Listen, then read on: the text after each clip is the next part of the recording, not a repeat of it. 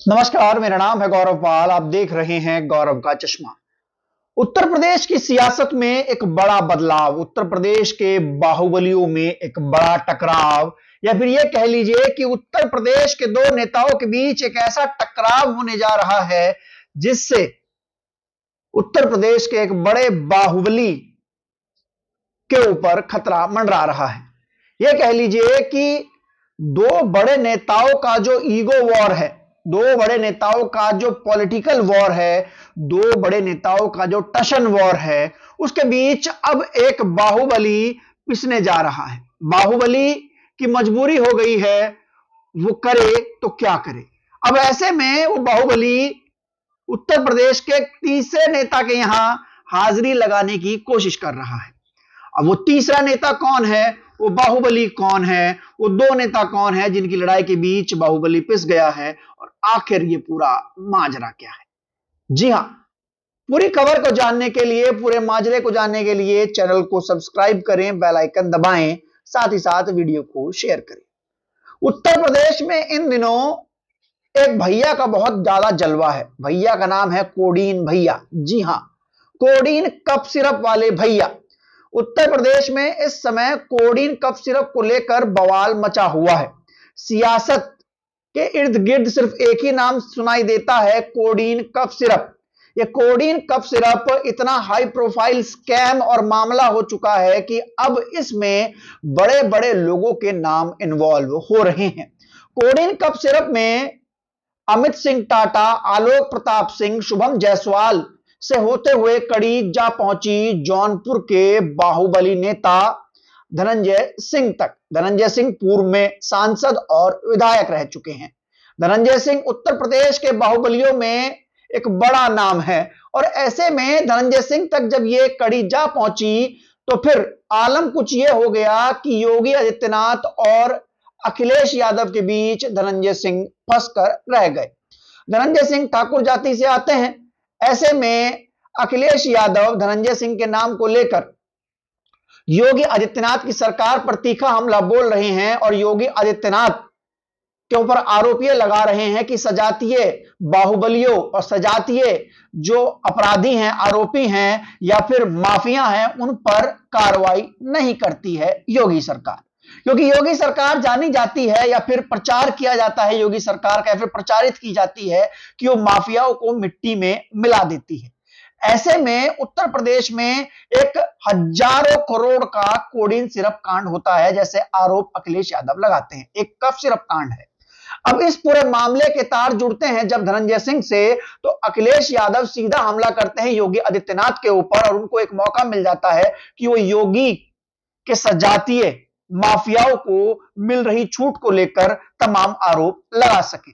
अखिलेश यादव ताबड़तोड़ हमले करते हैं और कहते हैं कि योगी आदित्यनाथ की सरकार जो है वो वन डिस्ट्रिक्ट वन माफिया को प्रमोट कर रही है। ज्यादातर ये माफिया जो हैं वो योगी आदित्यनाथ के सजातीय हैं, यानी कि योगी जो हैं वो अपने सजातीय माफियाओं को संरक्षण दे रहे हैं, वो स्कैम कर रहे हैं, पैसा कमा रहे हैं, कोडीन कफ सिरप जैसे कांड कर रहे हैं, लेकिन योगी जो है वो चुप हैं, वो कुछ नहीं कह रहे हैं। अब बड़ा सवाल यह है कि धनंजय सिंह के ऊपर जब ये आरोप लगे और योगी आदित्यनाथ के ऊपर सजातीय माफियाओं को बढ़ावा देने के आरोप लगे, तो ऐसे में चुनाव नजदीक है 2027 का। योगी आदित्यनाथ अपनी माफिया मिटाने की छवि के नाम से जाने जाते हैं, और अब जब ये कोडीन कफ सिरप जैसा कांड होता है और योगी आदित्यनाथ पर अखिलेश यादव खुलकर हमला बोलते हैं कि भैया आप तो धनंजय सिंह को इसलिए बचा रहे हैं क्योंकि धनंजय सिंह ठाकुर हैं। ऐसे में योगी आदित्यनाथ भी आनन फानन में अपनी सरकार की ओर से कई प्रकार की जांच के आदेश जो हैं वो कोडीन कफ सिरप मामले में दे देते हैं। अब जब कोडीन कफ सिरप मामले में छापा पड़ना शुरू होता है तो बड़े बड़े कांड खुलते हैं, बड़े बड़े तार खुलते हैं। अब ऐसे में धनंजय सिंह को डर सताने लगता है कि भैया इन दोनों नेताओं के टसन के बीच, इन दोनों नेताओं की ठसक के बीच कहीं धनंजय सिंह पिस ना जाएं। भाई योगी आदित्यनाथ इसलिए ना बचाएं कि ठाकुर का फेवर करने की बात हो रही तो वो हाथ खड़े कर लें, और अखिलेश यादव और उत्तर प्रदेश को दिखाने के लिए धनंजय के ऊपर कार्रवाई कर दें। हो भी सकता है कि धनंजय की गाड़ी पलटवा दें, कुछ भी हो सकता है। हालांकि उत्तर प्रदेश में माफियाओं की गाड़ी पलटना कोई बड़ी बात नहीं है। अब ऐसे में खुद को बचाने के लिए धनंजय सिंह इस समय ताबड़तोड़ पॉडकास्ट कर रहे हैं। वो अखिलेश यादव पर भी बड़े सलीके से हमले कर रहे हैं। वो अखिलेश यादव पर भी उस तरीके से आक्रामक नहीं हो रहे हैं। वो कह रहे हैं कि अखिलेश यादव को उनके खिलाफ भड़काया जा रहा है, अखिलेश यादव जो है वो इस तरीके की सियासत ना करें। हालांकि वो एक जाति के लोगों को ज्यादा टारगेट करते हैं।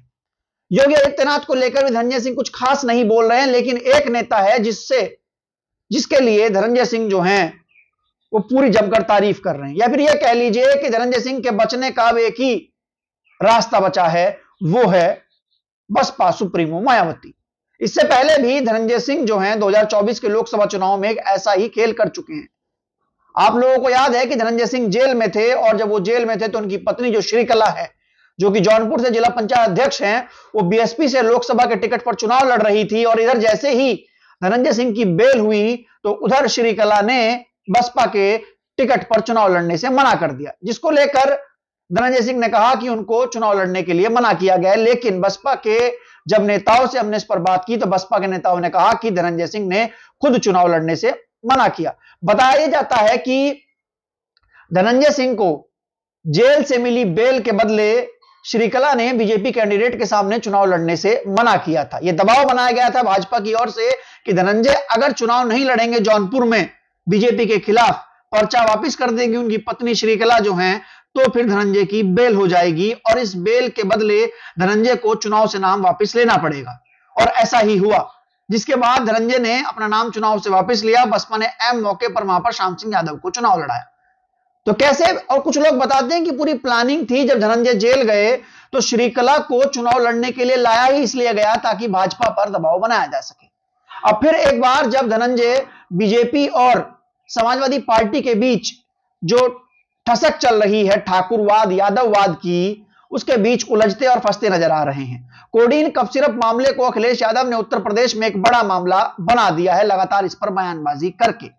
हालांकि अखिलेश यादव के ऊपर भी उस तरीके की बयानबाजी हो रही है, लेकिन बड़ी बात यह है कि योगी आदित्यनाथ मात्र एक बाहुबली, एक माफिया के लिए चुनाव से साल भर पहले अपनी सरकार को बलि नहीं चढ़ा सकते। तो ऐसे में योगी आदित्यनाथ हो सकता है कि धनंजय सिंह पर इस पूरे मामले में कार्रवाई कर दे, क्योंकि बताया जा रहा है धनंजय सिंह खुद मानते हैं कि जिन लोगों के ऊपर आरोप लग रहे हैं, आलोक प्रताप सिंह, अमित सिंह टाटा, शुभम जायसवाल जो हैं, वो धनंजय सिंह के करीबी लोग हैं। ऐसे में अगर उन पे गाज गिरती है तो फिर गाज जो है वो धनंजय तक भी पहुंचेगी। ऐसे में फिर से धनंजय सिंह जो हैं वो बहन जी की तारीफ करने लगे हैं, मायावती को बड़ी नेता बताने लगे हैं और मायावती को लेकर सोशल मीडिया पर बड़ी बड़ी बातें कहने लगे, जिससे एक बार फिर ये लग रहा है कि धनंजय जो हैं वो फिर से बसपा ज्वाइन कर सकते हैं या उनकी पत्नी बसपा ज्वाइन कर सकती हैं और वो बसपा के टिकट पर चुनाव लड़ सकते हैं ताकि वो भाजपा और सपा से बच सके। पिछली बार भी उन्होंने ऐसा ही किया था। हाल ही में धनंजय ने बीएसपी सुप्रीमो मायावती को लेकर तारीफ की और कहा कि बहन जी के राज में कानून व्यवस्था बहुत बेहतर थी। बहन जी ने कभी उनसे पैसे की डिमांड नहीं की टिकट के बदले, जिसको उन्होंने कहा उसको टिकट दे दिया और बहन जी जो है एक बड़ी नेता है। अब इस तरीके की बातें धनंजय सिंह का करना साफ तौर पर बताता है कि ये वो वही धनंजय सिंह है जिन्होंने 2024 में ये आरोप लगाए थे कि बसपा ने उनसे टिकट वापस ले लिया है, इसलिए वो चुनाव नहीं लड़ रहे हैं। और अब वही धनंजय सिंह ये कह रहे हैं कि हमको वो बहन जी जो है वो एक बड़ी नेता है, वो एक अच्छी नेता है, सभ्य नेता है, बेहतर नेता है, वो टिकट के लिए पैसा नहीं लेती हैं, वो ये नहीं करती हैं, वो नहीं करती हैं। तो जाहिर तौर पर धनंजय का बसपा से प्रेम कहीं ना कहीं योगी आदित्यनाथ और अखिलेश यादव के बीच जो ठाकुरवाद यादववाद में वर्चस्व की लड़ाई चल रही है उसके बीच में पिसने से बचना है। दूसरा, पंचायत चुनाव को लेकर भी तैयारी करना है, क्योंकि बताया जा रहा है कि इस बार धनंजय सिंह को उनके जिले में ब्रजेश सिंह वाराणसी वाले टक्कर देने जा रहे हैं। और ऐसे में आपको बता दूं कि ब्रजेश सिंह जो हैं वो योगी सरकार के बीजेपी के बहुत करीबी बताए जाते हैं। तो वहीं दूसरी ओर अभय सिंह जो कि समाजवादी पार्टी से बागी हुए विधायक हैं, इस समय भाजपा में हैं, योगी के बहुत करीब हैं, वो भी धनंजय के खिलाफ थे और धनंजय और उनका 36 का आंकड़ा है। ऐसे में जब अभय सिंह योगी आदित्यनाथ के करीबी हो सकते हैं, खास हो सकते हैं, तो अभय सिंह का दुश्मन धनंजय सिंह जो है वो योगी का बीजेपी का करीबी और खास कैसे हो सकता है। धनंजय सिंह के दो धुर विरोधी जो हैं वो इस समय बीजेपी में बैठे हैं, वो हैं धीरज सिंह और अभय सिंह। ऐसे में धनंजय के पास मौका था समाजवादी पार्टी में जाने का, और लग भी रहा था कि वो समाजवादी पार्टी में जाएंगे, क्योंकि उन्होंने अखिलेश यादव को लेकर कई प्रकार की ऐसी बातें कही। लेकिन अखिलेश यादव ने जिस तरीके से धनंजय सिंह के ऊपर मल्ली सीट को लेकर, लक्की यादव को लेकर, उनके फेवर में माहौल बनाने को लेकर जो हमला बोला, उसके बाद अब धनंजय सिंह के पास एक ही राजनीतिक दल बचता है, वो है बहुजन समाज पार्टी। अब देखना यह है कि धनंजय सिंह का नाम इस कोडिन कफ सिरप मामले में कितना उछाला जाता है, कितना आगे तक जाता है, इस मामले में सुनवाई में, इस मामले की जांच में क्या सामने आता है, और धनंजय कब बहन जी के यहां नतमस्तक होते दिखाई देते। ये खबर आपको कैसी लगी हमें लिखकर जरूर बताइएगा। वीडियो को लाइक कीजिएगा, चैनल को सब्सक्राइब कीजिएगा, ऐसे ही बने रहिएगा हमारे साथ। तब तक के लिए चलते हैं, धन्यवाद, नमस्कार।